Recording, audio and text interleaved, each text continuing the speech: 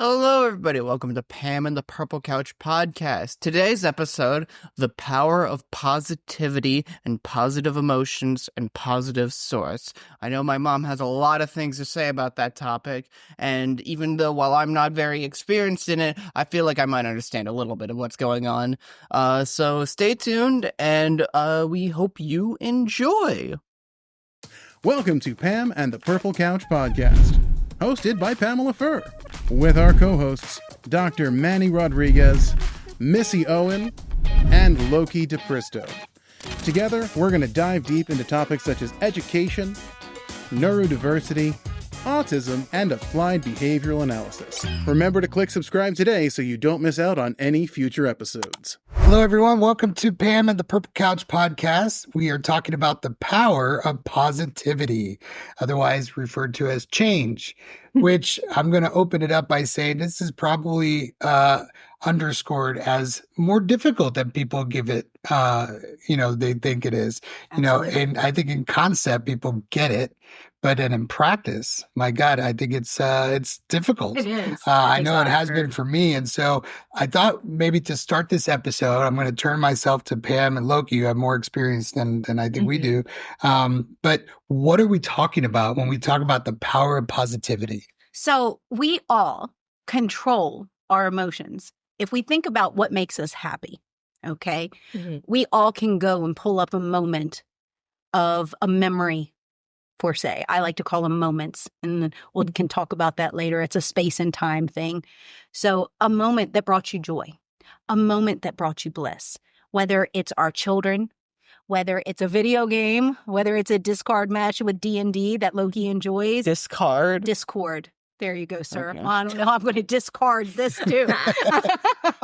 But even in that environment, we can all come up with a moment that made us laugh. Okay. So where does that laughter come from? It's not an external source. It's not like I'm taking a pill and it's making me laugh. I'm not hitting the button and it's making me laugh.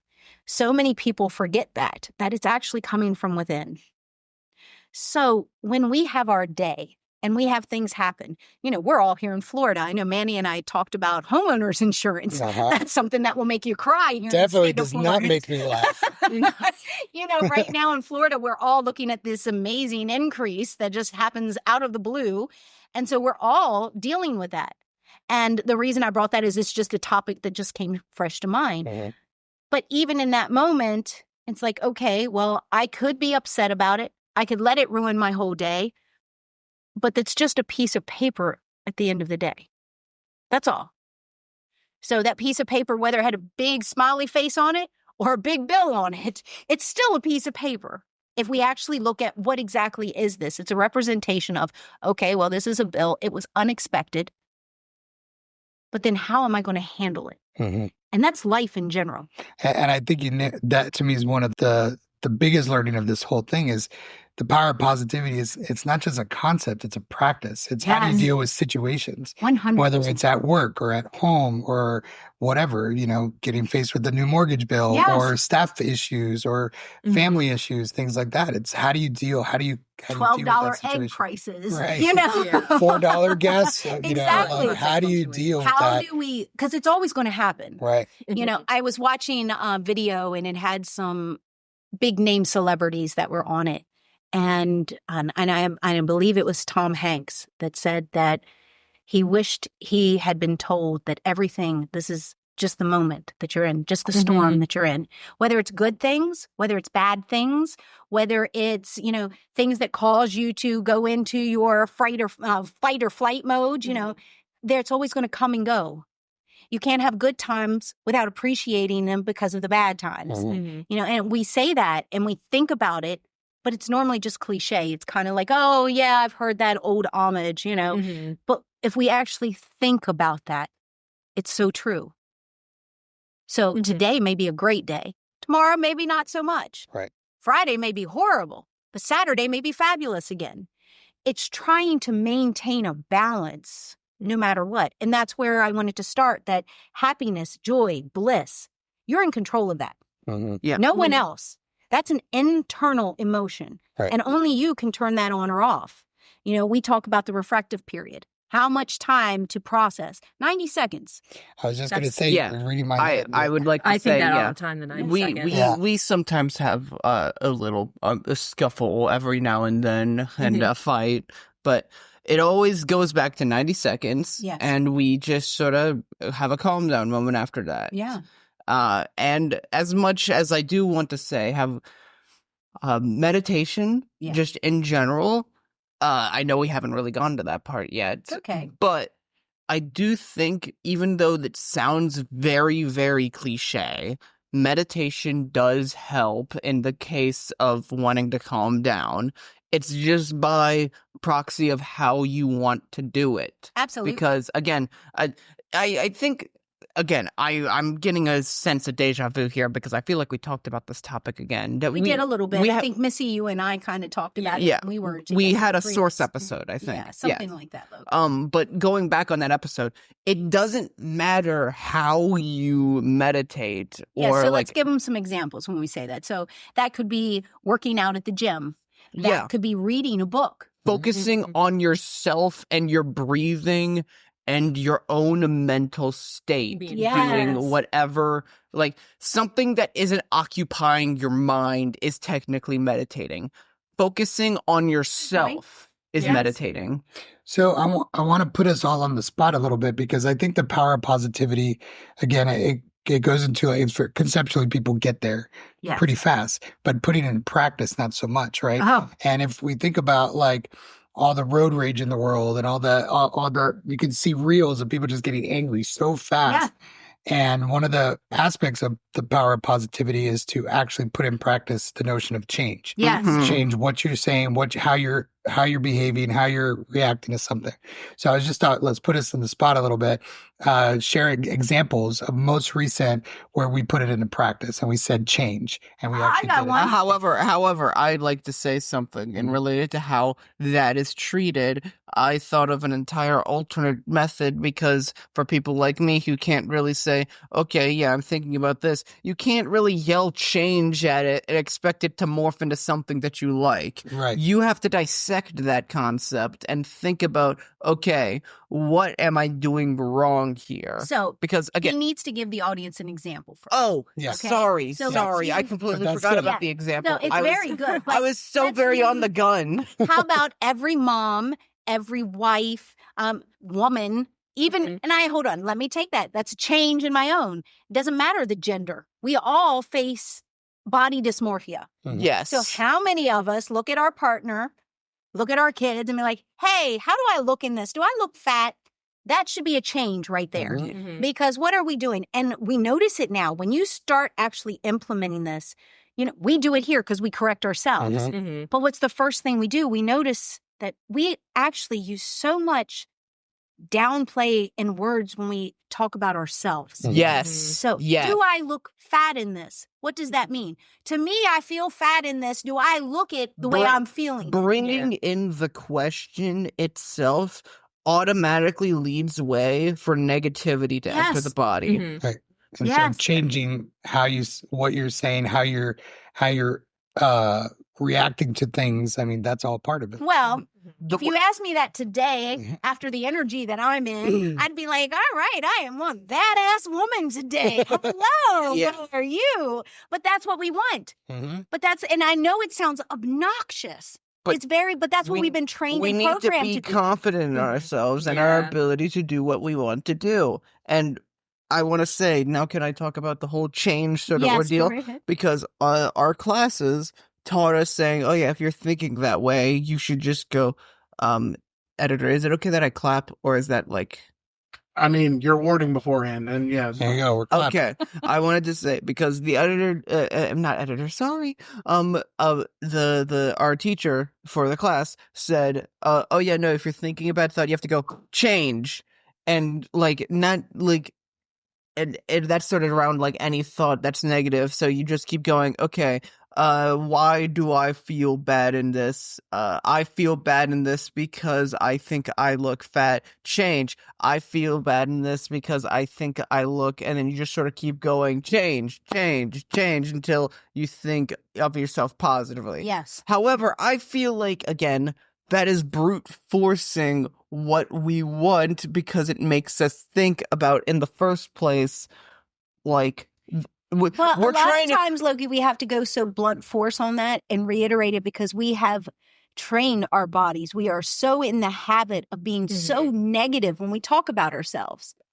Our children come into the school already at kindergarten, already talking about themselves in such a negative light. You know, hearing it in our staff. You know, you mentioned the road rage. I can tell you that Loki and I both on the drive to work, to school, to, you know, anywhere. All of a sudden you get that person that cuts off. And I was I learned to drive up north. DC traffic, you know, it's just as bad as California sometimes. And you're looking at these people and like, you idiot. Or some words that we won't put on this podcast, you know, as they cut you off and then they give you the hi, nice to see you wave. And I'm like, yeah, I got one for you. Let's meet you on the side of the road. But now, and just like Loki said, with the blunt force of change coming in and keeping ourselves accountable. And that's why we did a lot of our change method thinking as a group, so we could help each other. Yeah. But you do that because you need someone to help remind you to stay positive. Now it's, man, I really hope that person gets where they need to go. Whew, I'm glad I am not in that rush to get there. And now I could talk. Can I talk about my point of view about the whole change aspect? Now, I'd like to think for more, I guess, I wouldn't say optimistic, but more analytic people that are thinking about themselves. I think of it as, instead of I am blank, it's more of a why. And I know that sounds hypocritical of what I just said about saying, oh yeah, no, the state of dubiosity gives way for negativity. But if you don't think of yourself in that questioning as negative, you can try to figure out what you think is wrong with the problem and fix it. Like, say, for an example, I have a messy room, and I say, okay, why do I have a messy room? I have a messy room because I am simply not focusing on what I want to do. And why am I not simply focusing on what I want to do? Because I have a lot of distractions, because I am afraid of wasting time that I should be socializing with my friends, and yet I'm still cleaning my room.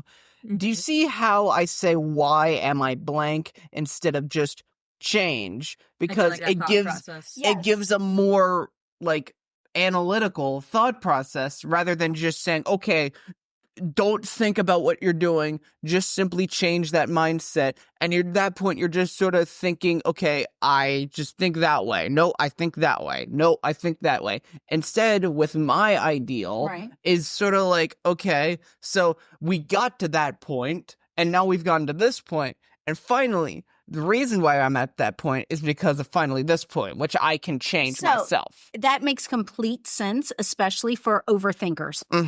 We have so many people watching this podcast, and I want to talk to you all, the overthinkers that are out there. This podcast is just as much for you as it is for our neurodivergent families. Why? Because we're talking about outside-the-box thinking. And I have so many friends, myself included, that overthink everything. You know, we talk about chewing on that piece of steak and not letting it go.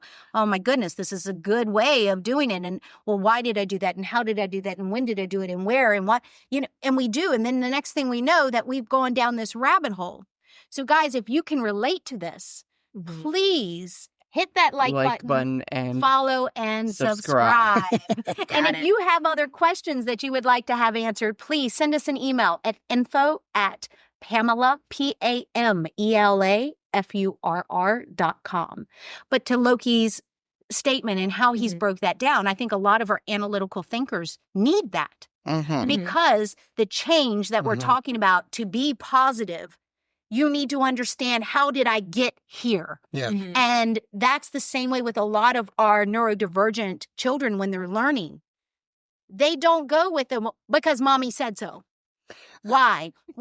So give them the knowledge, give them the background. So when we're talking about, so why do I make such bad negative decisions about myself?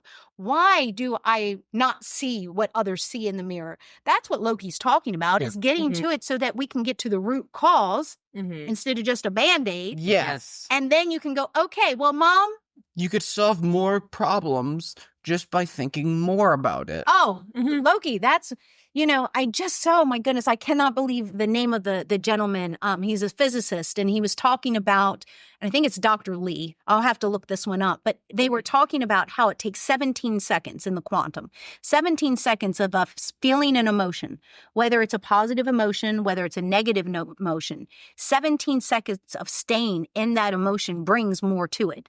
So if you're 17 seconds of thinking with this negative thought, if you're 17 seconds of thinking, I'm not going to be able to make it today, I'm so tired, I cannot deal with another phone call. You're in 17 seconds of holding on to that. You've now gone, well, it's also because I'm not good at this. Or, well, maybe if I would exercise, then I'd feel better about myself. Yeah, but I don't and have then- energy to exercise. Do you see how And then this you start snowballs? feeling, So Yeah. if we can go to the root, and I know this may sound unjust, but we're talking about Loki's bedroom. So Loki's like, look, Mom, I feel more comfortable in my organized chaos. It's my room. I'm going to shut the door. You never have to deal with it. It's clean. unless But I there's a have my guest, piles. just putting an asterisk right there. There Unless you there's go. a guest, I'm Okay, gonna, I I like will that. clean Thank up. you. All right. But this is my room. Okay. No problem. I don't ever have to walk in there. That's your room. That's your problem. If he ever moves out, I may have to fumigate and may have to pull the paint down, But okay. But is it worth my energy if he can maintain that in his peace?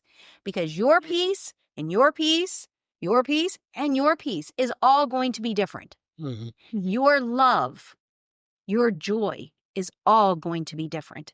So we have to understand that just because, and we can talk about this when we're finding our personalization, our personal expression, we have to find our own happiness in what brings joy to us. And it's not going to be the same. It may not even be the same as your partner. Someone that you think, oh, the woman or man that you marry or the animal, that you have a relationship with. You may think you know them. But Jim Carrey made a great statement about, Loki is 19, so about 17 years ago. And he stated that marriage should be like a driver's license and it should be renewed every 7 years. There's really justice to that because I don't want to be the same person 7 years. If I'm sitting here and I'm the same person 7 years from today, where growth have I done? Where have you changed? And so that's the concept of always learning, whether it's your partner, whether it's your children, they're always going to be changing. So what brought them joy, what kept them in that positive mindset is not going to be the same. It would be like talking to Loki about Surf's Up right now. That was his favorite jam. At one point in time. That was his, Chicken Joe. That was the jam. We did that. But if I'm like now at 19 and I'm like, Loki, want to come watch Surf's Up with Mom? And we're not going to get the same response. I mean, I'd still be down to watch it. Go with the flow, Loki. You tell you no. Probably not with the same level of enthusiasm. Exactly. Yeah. So because I have things to do and I want to spend that's the time I have I want to spend the time away from work doing my thing. Yes. Yeah. With this notion of change, though, one thing that that helps me anyway is because I am the analytical one. And like you make a good point, like why am I where I'm at?